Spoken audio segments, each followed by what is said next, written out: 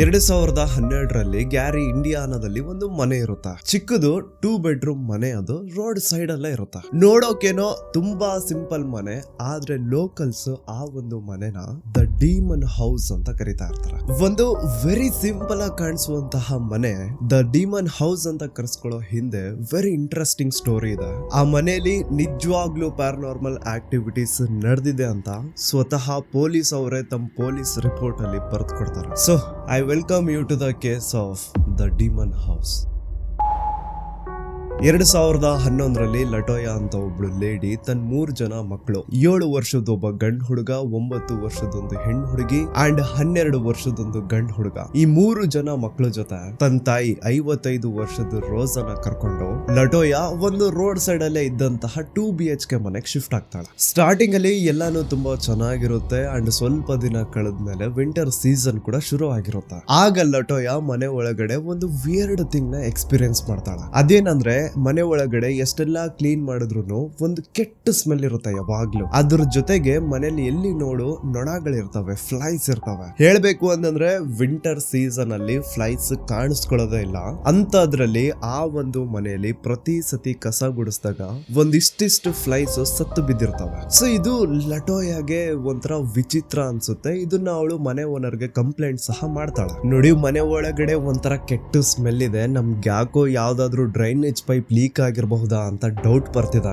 ಅದ್ರ ಜೊತೆಗೆ ಮನೆ ಒಳಗಡೆ ಎಲ್ಲಿ ನೋಡು ಅಲ್ಲಿ ಫ್ಲೈಸ್ ಇದಾವೆ, ನೆಮ್ಮದಿಯಿಂದ ಇರೋಕ್ ಆಗ್ತಿಲ್ಲ ನಾವು, ನೀವು ಬಂದು ಒಮ್ಮೆ ಮನೆ ಚೆಕ್ ಮಾಡಿ ಅಂತ ಲಟೋಯಾ ಮನೆ ಓನರ್ಗೆ ಕಂಪ್ಲೇಂಟ್ ಮಾಡ್ತಾಳೆ. ಓನರ್ ಬರ್ತಾನೆ, ಮನೆ ಒಳಗಡೆ ಎಲ್ಲ ಹೋಗ್ತಾನೆ ಅಂಡ್ ಮನೆ ಒಳಗಡೆ ನಿಜವಾಗ್ಲೂ ಒಂದು ಕೆಟ್ಟ ಸ್ಮೆಲ್ ಇರುತ್ತೆ ಅಂಡ್ ಮನೆ ಒಳಗಡೆ ತುಂಬಾ ಫ್ಲೈಸ್ ಕೂಡ ಸತ್ತು ಬಿದ್ದಿರ್ತವೆ. ಅದನ್ನ ನೋಡಿ ಮನೆ ಓನರ್ಗು ಒಂಥರ ವಿಚಿತ್ರ ಅನ್ಸುತ್ತೆ. ಬಿಕಾಸ್ ನಾನು ಆಗ್ಲೇ ಹೇಳ್ದಂಗೆ ವಿಂಟರ್ ಸೀಸನ್ ಅಲ್ಲಿ ಫ್ಲೈಸ್ ಕಾಣಿಸ್ಕೊಳ್ಳಲ್ಲ ಅಂತದ್ರಲ್ಲಿ ಇವ್ರ ಮನೆಯಲ್ಲಿ ಸಿಕ್ಕಾಪಟ್ಟೆ ಫ್ಲೈಸ್ ಇರ್ತವೆ, ಸಿಕ್ಕಾಪಟ್ಟೆ ನೊಣಗಳಿರ್ತವೆ. ಇನ್ನು ಓನರು ಈ ಪೆಸ್ಟಿಸೈಡ್ಸ್ ಔಷಧಿ ಸ್ಪ್ರೇ ಮಾಡ್ತಾರೆ ಗೊತ್ತಾ, ಅವ್ರನ್ನ ಕರೆಸಿ ಮನೆನ ಕ್ಲಿನ್ಸಿಂಗ್ ಮಾಡಿಸ್ತಾನೆ. ಈಗ ಫಾರ್ ಯುವರ್ ಕೈಂಡ್ ಇನ್ಫಾರ್ಮೇಶನ್, ಈ ಪ್ಯಾರನಾರ್ಮಲ್ ವರ್ಲ್ಡ್ ಅಲ್ಲಿ ಏನ್ ಹೇಳ್ತಾರೆ ಅಂದ್ರೆ, ಯಾರ ಮನೆಯಲ್ಲಿ ಯಾವಾಗ್ಲೂ ಒಂದು ಕೆಟ್ಟ ಸ್ಮೆಲ್ ಇರುತ್ತೋ ಅಥವಾ ತುಂಬಾ ಜಾಸ್ತಿ ಇನ್ಸೆಕ್ಟ್ಸ್ ಪದೇ ಪದೇ ಕಾಣಿಸ್ಕೊಳ್ತಾ ಇರ್ತಾವೋ ಆ ಮನೆಯಲ್ಲಿ ಒಂದು ಡಿಮಾನಿಕ್ ಸ್ಪಿರಿಟ್ ಇದೆ ಅಂತ ಅರ್ಥ. ಸೊ ಪೆಸ್ಟಿಸೈಡ್ಸ್ ನ ಕಿಲ್ ಮಾಡುವಂತಹ ಒಂದು ಔಷಧಿನ ಸ್ಪ್ರೇ ಮಾಡಿಸಿ ಮನೆ ಓನರ್ ಮನೆನೆಲ್ಲ ಕ್ಲಿನ್ಸ್ ಮಾಡಿಸ್ತಾನೆ.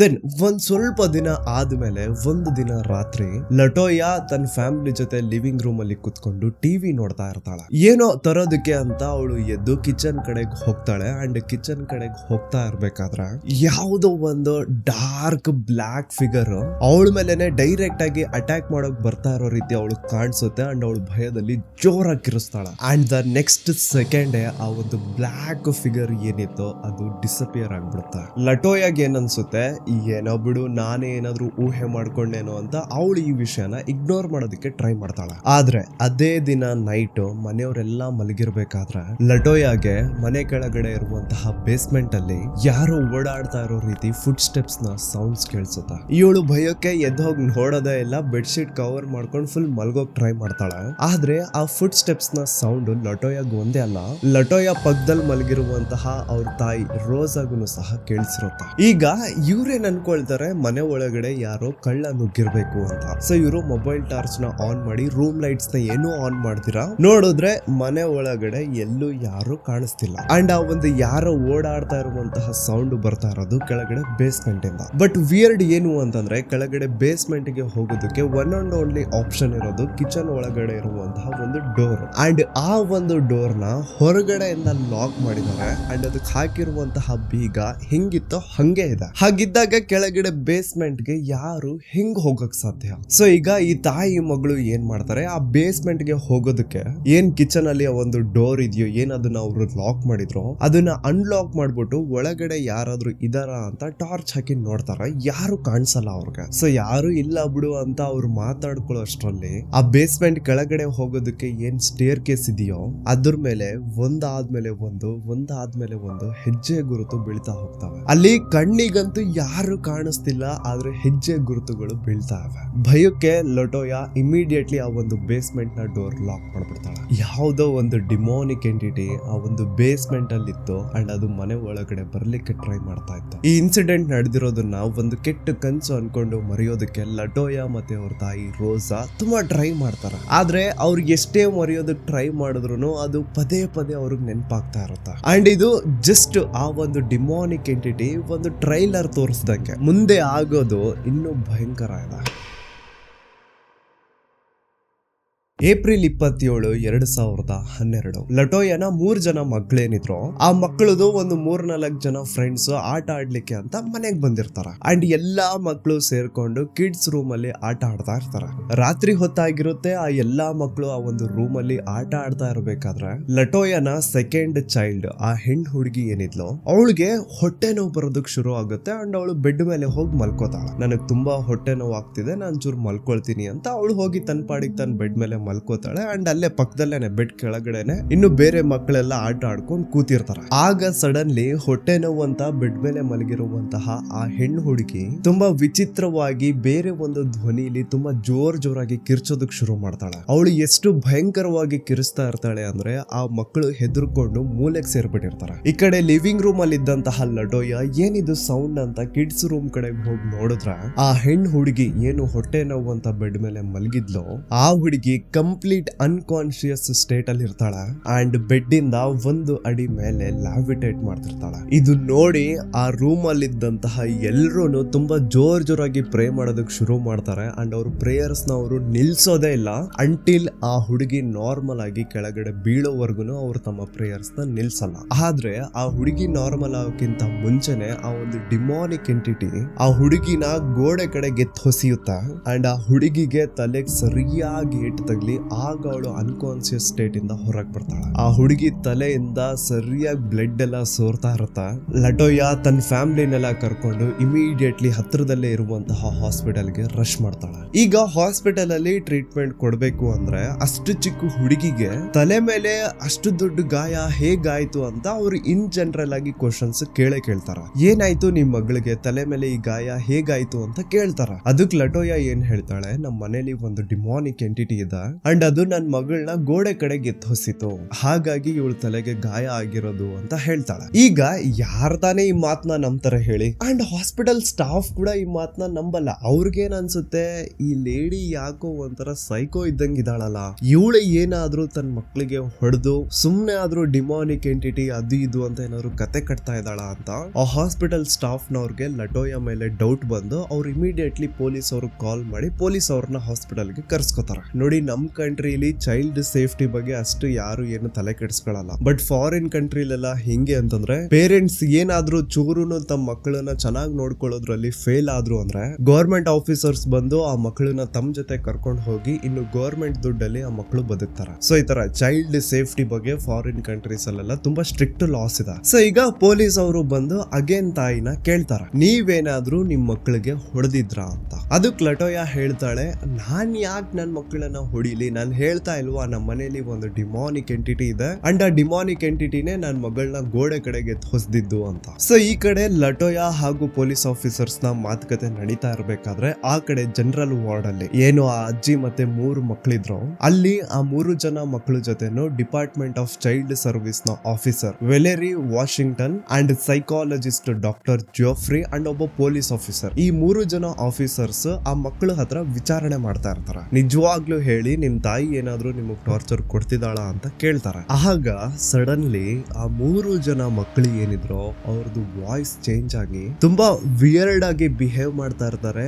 ಅಂಡ್ 3 ಜನ ಮಕ್ಕಳು ಒಬ್ರಿಗೊಬ್ರು ತುಂಬಾ ಕೆಟ್ಟ ಭಾಷೆಯಲ್ಲಿ ಬೈಕೊಳ್ತಾ ಇರ್ತಾರೆ. ಅಲ್ಲಿದ್ದಂತಹ ಅಜ್ಜಿ ಆ ಮಕ್ಕಳು ಬಾಯಿಂದ ಆ ತರ ಕೆಟ್ಟ ಭಾಷೆ ಬರ್ತಾ ಇರೋದನ್ನ ಕೇಳಿ ಶಾಕ್ ಆಗ್ತಾರೆ. ಕಾಸ್ ಎಂಟೈರ್ ಲೈಫ್ ಅಲ್ಲಿ ಆ ಮಕ್ಕಳ ಬಾಯಿಂದ ಆ ತರ ಪದಗಳನ್ನ ಅವ್ರು ಯಾವತ್ತೂ ಕೇಳಿರ್ಲಿಲ್ಲ. ತುಂಬಾ ಹೊಲ್ಸೊಲ್ಸು ಮಾತುಗಳಲ್ಲಿ ಆ ಮಕ್ಕಳು ಬೈತಾ ಇರ್ತಾರೆ ಅಂಡ್ ಸ್ವಂತ ಅಜ್ಜಿಗೂ ಬೈತಾ ಇರ್ತಾರೆ. ಅವರು ಕೆಟ್ಟದಾಗ ಬೈಯೋದು ಒಂದೇ ಅಲ್ಲ, ಅಲ್ಲಿ ನಿಂತಿರುವಂತಹ ಆಫೀಸರ್ಸ್ ನ ಹೊಡಿಯೋದಕ್ ಹೋಗೋದು, ತನ್ನ ಬೇರೆ ಸಿಬ್ಲಿಂಗ್ಸ್ ನ ಕೂದ್ಲು ಹಿಡ್ಕೊಳ್ಳೋದು, ಒಬ್ರಿಗೊಬ್ರು ಮೈ ಪರ್ಚ್ಕೊಳ್ಳೋದು, ಹಿಂಗೆಲ್ಲ ಮಾಡ್ತಾ ಇರ್ತಾರೆ. ಸೊ ಅಲ್ಲಿದ್ದಂತಹ ಆಫೀಸರ್ಸ್ ಆ ಮಕ್ಕಳನ್ನ ಗಟ್ಟಿಯಾಗಿ ಹಿಡ್ಕೋತಾರೆ ಅಂಡ್ ಅಜ್ಜಿನೂ ಆ ದೊಡ್ಡ ಹುಡುಗ ಏನಿತ್ತೋ ಅವ್ರನ್ನ ಗಟ್ಟಿಯಾಗಿ ಹಿಡ್ಕೊಂಡು ನಿಂತಿರ್ತಾಳೆ. ಆ ಹುಡುಗನ್ನ ಅವ್ರ ಅಜ್ಜಿ ಹಿಡ್ಕೊಂಡಿದ್ರು ಅದನ್ನ ಬಿಡಿಸ್ಕೊಂಡು 2 ಹೆಜ್ಜೆ ಹಿಂದೆ ಹೋಗಿ ಗೋಡೆ ಮೇಲೆ ಉಲ್ಟಾ ನಡೀತಾನೆ ಆ ಹುಡುಗ. ನಾನಿಲ್ಲಿ ಏನು ಓವರ್ ಎಕ್ಸಾಜರೇಟ್ ಮಾಡಿ ಹೇಳ್ತಾ ಇಲ್ಲ. ಆ ಹುಡುಗ ಕಣ್ಣು ಒಂಥರ ಹಿಂದೆ ಮಾಡ್ಕೊಂಡು ಗೋಡೆ ಮೇಲೆ ಉಲ್ಟಾ ನಡೆಯೋದನ್ನ ಅಲ್ಲಿದ್ದಂತಹ ಆಫೀಸರ್ಸ್ ಸ್ವತಃ ನೋಡಿದಾರೆ. ಡಿಪಾರ್ಟ್ಮೆಂಟ್ ಆಫ್ ಚೈಲ್ಡ್ ಸರ್ವಿಸ್ ನ ಆ ಲೇಡಿ ಆಫೀಸರ್ ಏನಿದ್ಲೋ ಅವಳಂತೂ ಇದನ್ನ ನೋಡಿದ ತಕ್ಷಣ ಭಯದಲ್ಲಿ ಆಚೆ ಹೊರಡೋಗ್ತಾಳೆ. What did you do when that happened? I left the room. She walked out. I saw her. Who else was in the room when that happened? The psychologist. The psychologist was there He was too. there. He had just examined. Okay. What did the psychologist say? He left the room too.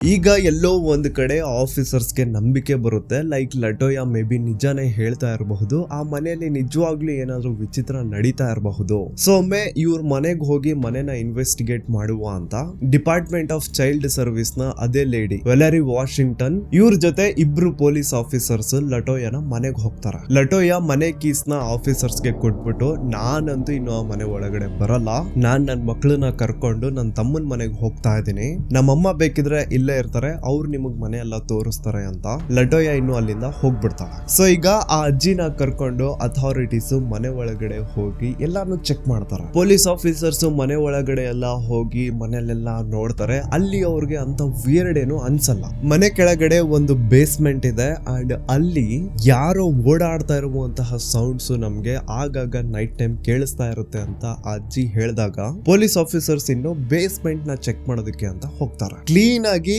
Basement ಒಳಗಡೆ ಎಲ್ಲಾನು search ಮಾಡ್ತಾರೆ. ಅಲ್ಲಿ ಅವ್ರಿಗಂತದ್ದು ಏನು ಅನ್ಸಲ್ಲ. So ಈ ಮನೆಯಲ್ಲಿ ಆ ತರ ಏನು ಇಲ್ವಲ್ಲ ಅನ್ಕೊಂಡು ಇನ್ನೇನು ಸ್ಟೇರ್ ಕೇಸ್ ಹತ್ತಿ ಮೇಲೆ ಬರ್ಬೇಕು. ಆಗ ಒಬ್ಬ ಪೊಲೀಸ್ ಆಫೀಸರ್ ಒಂದು ವಿಯರ್ಡ್ ಥಿಂಗ್ ನ ನೋಟಿಸ್ ಮಾಡ್ತಾನೆ. ಅದೇನಂದ್ರೆ ಎಂಟೈರ್ ಬೇಸ್ಮೆಂಟ್ ಏನಿದೆಯೋ ಅದೆಲ್ಲ ಕಾಂಕ್ರೀಟ್ ಇಂದ ಕವರ್ ಆಗಿರುತ್ತೆ. ಆದ್ರೆ ಎಲ್ಲಿ ಸ್ಟೇರ್ ಕೇಸ್ ಇರ್ತಾವೋ ಅದ್ರ ಕೆಳಗಡೆ ಇರುವಂತಹ ಜಾಗ ಮಾತ್ರ ಹಂಗೆ ಓಪನ್ ಇರುತ್ತೆ, ಮಣ್ಣು ಹಂಗೆ ಇರುತ್ತೆ ಅಲ್ಲಿ. ಅಂಡ್ ಆ ಮಣ್ಣು ಒಂಥರ ಲೂಸ್ ಮಣ್ಣು ತರ ಇರುತ್ತೆ, ಲೈಕ್ ರೀಸೆಂಟ್ ಆಗಿ ಅಲ್ಲಿ ಯಾರೋ ಏನೋ ತೋಡಿದ್ದಾರೆ ಅನ್ನೋ ರೀತಿ. ಸೊ ಪೊಲೀಸ್ ಅವ್ರಿಗೆ ಇದು ಸ್ಟ್ರೇಂಜ್ ಅನ್ಸಿ ಆ ಒಂದು ಸ್ಟೇರ್ ಕೇಸ್ ಕೆಳಗಡೆ ಇರುವಂತಹ ಮಣ್ಣಲ್ಲಿ 1 ಅಡಿ ತೋಡ್ತಾರೆ ಅವರು. ಅಂಡ್ ಯು ಡೋಂಟ್ ಬಿಲೀವ್ ಅವ್ರ ಕೈಗೆ ಏನ್ ಸಿಕ್ತು ಅಂತ. ಮಾಟ ಮಂತ್ರ ಮಾಡಿರುವಂತಹ ಆಬ್ಜೆಕ್ಟ್ಸ್, ಕೋಳಿದು ತಲೆ, ಚಿಕ್ಕ ಮಕ್ಕಳು ಸಾಕ್ಸ್, ಒಂದು ಲೇಡೀಸ್ ಬಳಸುವಂತಹ ಪ್ಯಾಂಟಿ, ಕೈ ಉಗುರುಗಳು ಅಂಡ್ ಇನ್ನು ಸಾಕಷ್ಟು ಎಲಿಮೆಂಟ್ಸ್ ಪೊಲೀಸ್ ಅವ್ರಿಗೆ ಅಲ್ಲಿಂದ ಸಿಗುತ್ತೆ. ಅದನ್ನೆಲ್ಲ ನೋಡಿ ಆ ಡಿಪಾರ್ಟ್ಮೆಂಟ್ ಆಫ್ ಚೈಲ್ಡ್ ಸರ್ವಿಸ್ ನ ಆ ಲೇಡಿ ಆಫೀಸರ್ ವೆಲರಿ ವಾಷಿಂಗ್ಟನ್ ಏನಿದ್ಲೋ ಅವಳಂತೂ ಭಯಕ್ಕೆ ಇನ್ನು ನಾನು ಹೋಗ್ತೀನಿ, ನನ್ನ ಕೆಲಸ ಮುಗೀತು ಅಂತ ಹೋದಳು. ವಾಪಸ್ ತಿರುಗಿ ನೋಡೋದೇ ಇಲ್ಲ. We set up another meeting to come to this house. Who did? Myself, the other officers, Child Protective Services. The same CPS worker No. from before? No. Who? She wouldn't come back. Why? She was terrified. So ಇಲ್ಲಿಗೆ ಲಟೋಯ ಫ್ಯಾಮಿಲಿಗಂತೂ confirm ಆಯ್ತು, like ಆ ಒಂದು ಮನೇಲಿ ಯಾವುದೋ ಒಂದು ಡಿಮಾನಿಕ್ entity ಇದೆ and ಅದ್ರ ಜೊತೆಗೆ ಆ ಮನೇಲಿ ಇರೋದು ತುಂಬಾ ಡೇಂಜರಸ್ ಅಂತ. ಹಾಗಾಗಿ ಆ ಫ್ಯಾಮಿಲಿ ಆ ಮನೆನ ಖಾಲಿ ಮಾಡ್ಬಿಟ್ಟು ಇನ್ನು ಹೋಗ್ಬಿಡ್ತಾರೆ. ಯಾವಾಗ ಆಫೀಸರ್ಸ್ ಕೂಡ ಆ ಒಂದು ಹುಡುಗ ಹಾಸ್ಪಿಟಲ್ ಅಲ್ಲಿ ಗೋಡೆ ಮೇಲೆ ಉಲ್ಟಾ ನಡೆದಿದ್ದಾನೆ ಅದನ್ನ ನಾವು ನೋಡಿದೀವಿ ಅಂತ ರಿಟರ್ನ್ ಸ್ಟೇಟ್ಮೆಂಟ್ ಕೊಡ್ತಾರಲ್ಲ, ಆಗ ಈ ಒಂದು ಕೇಸು ಮೀಡಿಯಾ ಅಟೆನ್ಷನ್ ನ ಗ್ರಾಬ್ ಮಾಡುತ್ತೆ ಅಂಡ್ ಸಿಕ್ಕಾಪಟ್ಟೆ ಫೇಮಸ್ ಆಗುತ್ತೆ ಈ ಒಂದು ಕೇಸ್ ಆ ಟೈಮ್ ಅಲ್ಲಿ. ಸೊ ಹಾಗೇನೆ ಒಂದು ನ್ಯೂಸ್ ಚಾನಲ್ ಅಲ್ಲಿ ನೋಡಿ ಝ್ಯಾಕ್ ಬೇಗನ್ಸ್ ಒಬ್ಬ ಪ್ಯಾರನಾರ್ಮಲ್ ಇನ್ವೆಸ್ಟಿಗೇಟರ್ ಈ ಒಂದು ಕೇಸ್ ನ ಇನ್ವೆಸ್ಟಿಗೇಟ್ ಮಾಡ್ತೀನಿ ಅಂತ ಮುಂದೆ ಬರ್ತಾನೆ. ಇವನೇನ್ ಮಾಡ್ತಾನೆ ಅಂದ್ರೆ ಆ ಮನೆ ಓನರ್ ಏನಿದ್ನೋ ಅವನ್ನ ಕಾಂಟ್ಯಾಕ್ಟ್ ಮಾಡ್ಬಿಟ್ಟು ಆ ಒಂದು ಮನೆನ ಇವನೇ ಪರ್ಚೇಸ್ ಮಾಡ್ತಾನೆ. ಮನೆನ ತನ್ನ ಹೆಸರಿಗೆ ಮಾಡಿಸ್ಕೊಂಡ ಆದ್ಮೇಲೆ ಇವನೇನ್ ಮಾಡ್ತಾನೆ, ಲಟೋಯನ ಫ್ಯಾಮಿಲಿ ಆ ಒಂದು ಮನೆಗೆ ಬಾಡಿಗೆಗೆ ಬರೋದಕ್ಕಿಂತ ಮುಂಚೆ ಆ ಮನೆಯಲ್ಲಿ ಈ ಹಿಂದೆ ಬಾಡಿಗೆಗಿದ್ದಂತಹ ಫ್ಯಾಮಿಲಿನ ಕಾಂಟ್ಯಾಕ್ಟ್ ಮಾಡ್ತಾನೆ ಅಂಡ್ ಅವ್ರನ್ನ ವಾಪಸ್ ಅದೇ ಮನೆಗೆ ಕರ್ಸ್ಬಿಟ್ಟು ಮಾತಾಡ್ತಾನೆ. ಮಿಕಾ ಅಂತ ಒಬ್ಳು ಲೇಡಿ ತನ್ನ 2 ಮಕ್ಕಳನ್ನ ಕರ್ಕೊಂಡು ಆ ಮನೆಗ್ ಬರ್ತಾಳೆ ಅಂಡ್ ಹೇಳ್ತಾಳೆ, ಮದ್ವೆಗ್ ಮುಂಚೆ ನಾನ್ ನನ್ನ ತಮ್ಮನ ಜೊತೆ ಈ ಒಂದು ಮನೇಲಿದ್ದೆ, ಇದೇ ನನ್ನ ರೂಮು, ಇಲ್ಲೇ ನನ್ ಬೆಡ್ ಇದ್ದಿದ್ದು, ಇಲ್ಲೇ ಸೋಫಾ ಇದ್ದಿದ್ದು, ಇಲ್ಲೇ ಟಿವಿ ಇದ್ದಿದ್ದು ಅಂತ ಅವಳ ಹಳೆ ನೆನಪುಗಳನ್ನೆಲ್ಲಾ ನೆನ್ಸ್ಕೊಂಡು ಹೇಳ್ತಾ ಇರ್ತಾಳೆ. ಆ ಲೇಡಿ ಮನೇಲಿ ಎಲ್ಲಾ ಕಡೆನೂ ಓಡಾಡ್ತಾಳೆ, ಆದ್ರೆ ಬೇಸ್ಮೆಂಟ್ ಮಾತ್ರ ಅವಳು ಹೋಗಲ್ಲ. ಆ ಬೇಸ್ಮೆಂಟ್ ಅಲ್ಲಿ ಹೋಗೋದಕ್ಕೆ ಅವಳು ಹೆದರ್ಕೊಳ್ತಾ ಇರ್ತಾಳೆ. ಕಾಸ್ ಆ ಲೇಡಿಯ ತಮ್ಮ ಏನಿದ್ನೋ ಅವನು ಅದೇ ಬೇಸ್ಮೆಂಟ್ ಅಲ್ಲಿ ಮಾಡ್ಕೊಂಡು ಸತ್ ಹೋಗಿರ್ತಾನಂತ. ಸೊ ಅವಳಿಗೆ ಒಂದು ಮೆಂಟಲ್ ಟ್ರಾಮಾ ಕುತ್ಕೊಂಡ್ಬಿಟ್ಟಿರುತ್ತೆ. ಎಲ್ಲಿ ಆ ಬೇಸ್ಮೆಂಟ್ ಒಳಗಡೆ ಹೋದ್ರೆ ನನ್ಗೆ ಅದೇ ಮತ್ತೆ ಎಲ್ಲ ನೆನಪಾಗ್ಬಿಡುತ್ತೋ ಅಂತ ಆ ಲೇಡಿ ಬೇಸ್ಮೆಂಟ್ ಒಳಗಡೆ ಹೋಗೋದನ್ನೇ ಬೇಡ ಅನ್ಬಿಡ್ತಾಳ. ಆ ಜ್ಯಾಕ್ ಅನ್ನೋ ಅವನು ಪ್ಯಾರನಾರ್ಮಲ್ ಇನ್ವೆಸ್ಟಿಗೇಟರ್ ಏನಿದ್ದ ಅವನು ಕೇಳ್ತಾನೆ ಆ ಲೇಡಿಗೆ, ನೀವ್ ಈ ಮನೇಲಿ ಇದ್ದಾಗ ನಿಮ್ ಜೊತೆ ಏನಾದ್ರೂ ಪ್ಯಾರನಾರ್ಮಲ್ ಆಕ್ಟಿವಿಟೀಸ್ ನಡೆದಿತ್ತಾ ಅಂತ. ಅದಕ್ಕೆ ಆ ಲೇಡಿ ಕ್ಲಿಯರ್ ಆಗಿ ಹೇಳ್ತಾಳೆ ನೋ ಅಂತ. ಸರಿ ಅಂತ ಇನ್ನು ಆ ಪ್ಯಾರನಾರ್ಮಲ್ ಇನ್ವೆಸ್ಟಿಗೇಟರ್ ಜ್ಯಾಕ್ ಮಿಕಾ ಮತ್ತೆ ಅವಳ ಇಬ್ರು ಮಕ್ಕಳು ಏನಿದ್ರು ಅವ್ರನ್ನೆಲ್ಲ ವಾಪಸ್ ಕಳಿಸ್ಬಿಡ್ತಾನೆ. ದೆನ್ 2 days ಆದ್ಮೇಲೆ ನ್ಯೂಸ್ ಬರುತ್ತೆ. ಅದೇನಂದ್ರೆ ಮಿಕಾನ ದೊಡ್ಡ ಮಗಳು ಏನ್ ಅವತ್ತಿನ ದಿನ ಮಿಕಾ ಜೊತೆ ಆ ಒಂದು ಮನೆನ ನೋಡ್ಲಿಕ್ಕೆ ಬಂದಿರ್ತಾಳೋ ಆ ಹುಡುಗಿ ಸೂಸೈಡ್ ಅಟೆಂಪ್ಟ್ ಗೆ ಟ್ರೈ ಮಾಡಿದಾಳೆ ಅಂತ. Receive a phone call from a distressed Mika. Something is terribly wrong. I was at my daughter's pageant. I don't know. My mama came back and they've been trying to call me. I just came in the house today. When did this happen? Just now? I'm waiting on the police to come. Will you call us back after the police leave? Yes, sir. On February 20th, 2014, just 2 days after visiting us at my house, Mika's daughter attempted suicide by overdosing on medication and stabbing herself.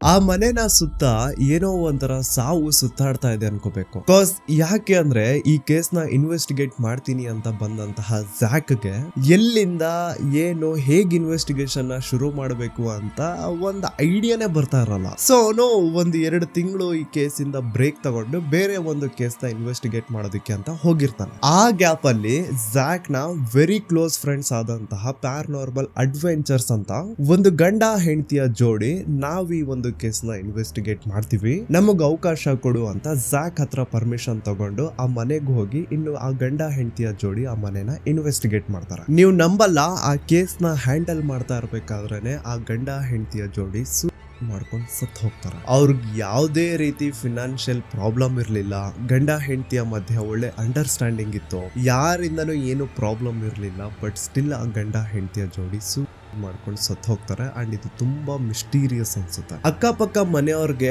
ಆ ಒಂದು demon house ಬಗ್ಗೆ ಕೇಳಿದಾಗ ಸ್ವಲ್ಪ ಜನ ಹೇಳ್ತಾರೆ ಆ ತರ ಎಲ್ಲ ಏನು ಇಲ್ಲ ಆ ಮನೇಲಿ, ಸುಮ್ನೆ ಅದೆಲ್ಲ ಕಟ್ಟು ಕತೆಗಳು, ಪಾಪ್ಯುಲಾರಿಟಿ ಗಿಮಿಕ್ ಅಷ್ಟೇ ಅಂತ ಹೇಳ್ತಾರೆ. ಬಟ್ ಇನ್ನೂ ಒಂದಿಷ್ಟು ಜನ ಇಲ್ಲ, ಆ ಮನೇಲಿ ನಿಜವಾಗ್ಲೂ ಪ್ಯಾರನಾರ್ಮಲ್ ಆಕ್ಟಿವಿಟೀಸ್ ನಡೆದಿದೆ, ನಾವು ಆ ಮನೆ ಕಡೆಯಿಂದ ಓಡಾಡ್ತಾ ಇರ್ಬೇಕಾದ್ರೆ ನಮ್ಗದು ಫೀಲ್ ಕೂಡ ಆಗಿದೆ ಅಂತ ಹೇಳ್ತಾರೆ. ಒಬ್ಬ ನೇಬರ್ ಅಂತೂ ಏನ್ ಹೇಳ್ತಾನೆ ಅಂದ್ರೆ, ನಾನ್ ತುಂಬಾ ವರ್ಷಗಳಿಂದ ಆ ಒಂದು ಮನೆನ ಅಬ್ಸರ್ವ್ ಮಾಡ್ತಾ ಇದ್ದೀನಿ, ಇಷ್ಟು ವರ್ಷಗಳಲ್ಲಿ ಆ ಮನೆಗೆ ತುಂಬಾ ಜನ ಬಂದ್ ಹೋದ್ರು ಅಂಡ್ ಇಲ್ಲಿವರೆಗೂ ಆ ಮನೆಯಲ್ಲಿ 5 ಡೆತ್ಸ್ ಆಗಿದೆ ಅಂಡ್ ಎಲ್ಲಾನು ಆ ಮನೆಯ ಬೇಸ್ಮೆಂಟ್ ಅಲ್ಲೇ ಆಗಿರೋದು. ಸೊ ನನ್ ಪ್ರಕಾರ there is something in that house ಅಂತ ಒಬ್ಬ ನೈಬರ್ ತುಂಬಾ ಕಾನ್ಫಿಡೆಂಟ್ ಆಗಿ ಹೇಳ್ತಾನೆ. ನಾನ್ ಹೇಳೋದ್ ಮರ್ತೋದೆ, ಲಟೋಯಾ ಕೇಸ್ ಅಲ್ಲಿ ಆ ಪೊಲೀಸ್ ಆಫೀಸರ್ಸ್ ಏನು ಮನೆಯನ್ನ ಇನ್ವೆಸ್ಟಿಗೇಟ್ ಮಾಡ್ಲಿಕ್ಕೆ ಬಂದಿರ್ತಾರೆ, ಅವ್ರಿಗೇನು ಬ್ಲಾಕ್ ಮ್ಯಾಜಿಕ್ ನ ಎಲಿಮೆಂಟ್ ಸಿಕ್ಕಿರುತ್ತಲ್ಲ, ಅಂಡ್ ಯಾವೊಬ್ಬ ಪೊಲೀಸ್ ಆಫೀಸರ್ ಅದನ್ನೆಲ್ಲ ಕೈಯಿಂದ ಮುಟ್ಟಿರ್ತಾನಲ್ವಾ, ಅವನು ಅದೇ ಕೇಸ್ ನ ಹ್ಯಾಂಡಲ್ ಮಾಡಿ ಮನೆಗೆ ವಾಪಸ್ ಹೋಗ್ತಾ ಇರ್ಬೇಕಾದ್ರೆ ಆನ್ ದಿ ವೇನೆ